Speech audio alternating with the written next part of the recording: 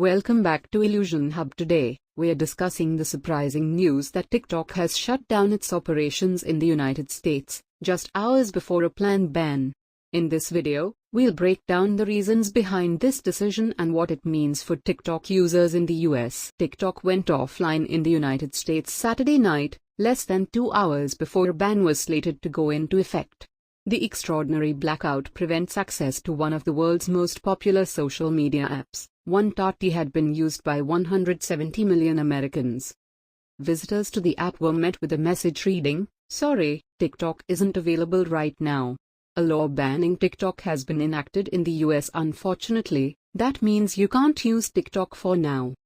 TikTok's action comes after the Supreme Court on Friday upheld a ban that was passed with broad bipartisan support in Congress and signed into law in April by President Joe Biden. The law prevents American companies from hosting or serving content for the Chinese-owned social media platform unless it sells itself to a buyer from the United States or one of its allies. But TikTok may not be gone for long. The company suggested it could be back soon, perhaps as early as Monday. "We are fortunate that President Trump has indicated that he will work with us on a solution to reinstate TikTok once he takes office," the company posted in its pop-up message to users who opened the app beginning late Saturday night. "Please stay tuned." President-elect Trump said he will most likely delay a ban on TikTok for 90 days after he takes office on Monday, adding that he has not made a final decision in a phone interview with NBC News on Saturday. "I think that would be, certainly, an option that we look at. The 90-day extension is something that will be most likely done, because it's appropriate. It's appropriate. We have to look at it carefully. It's a very big situation," Trump said in the interview. "If I decide to do that, I'll probably announce it on Monday," he added. The blackout from TikTok, and the suggestion that it could soon restore its service, is the latest twist in a saga that's dragged on for months, leaving the fate of the app in limbo. The app also has disappeared from Apple's App Store and the Google Play Store. And other apps owned by TikTok's parent company, ByteDance, including CapCut, also displayed a similar message Saturday night. Lawmakers said TikTok's ties to China and its access to reams of data posed a threat to national security. Many US users told CNN they were bracing for an end to the app, including influencers and other small businesses that said they depended on the platform for a living. Still, they said, they held out hope the app would somehow be saved. But the Supreme Court's decision dashed hopes of a last-second judicial assist. Some of the companies that operate app stores and run computer servers are said to be concerned that they will be held liable for violating terms of the ban.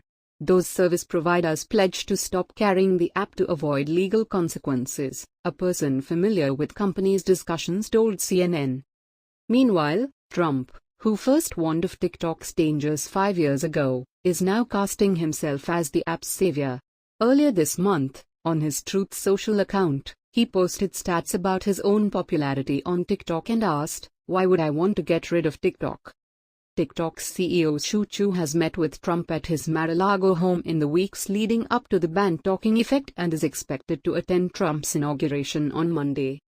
TikTok did not immediately respond to a request for comment late on Saturday. A 90-day extension?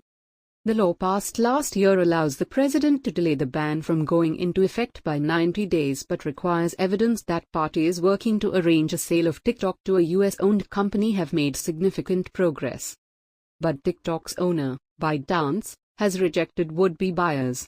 The company has cited its popularity among American users, and its value to small businesses across the country, as it fights to stay online without any change in ownership. After the Supreme Court ruled 9-0 to uphold the ban, White House Press Secretary Karine Jean-Pierre signaled the administration wouldn't enforce the law on Biden's final day in office.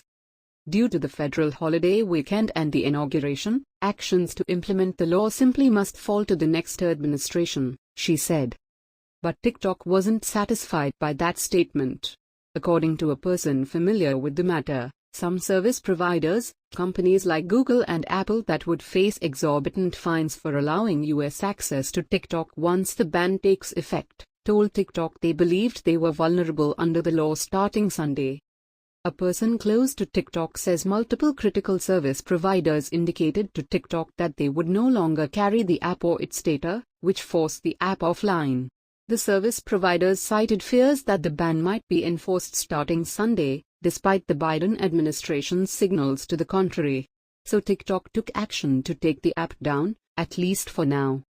The move, and the pop-up naming Trump, could put even more pressure on the president-elect to negotiate a solution in the days or weeks to come. TikTok employees were also told by the company on Saturday that the situation was disappointing but that the company was working on a solution. "We know this is disappointing for you not only as employees, but as users. However, we are fortunate that President Trump has indicated that he will work with us on a solution to reinstate TikTok once he takes office.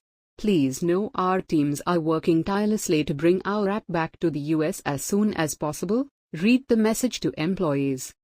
A White House source reiterated to CNN that there will not be any fines by the Biden administration associated with keeping TikTok active on Sunday.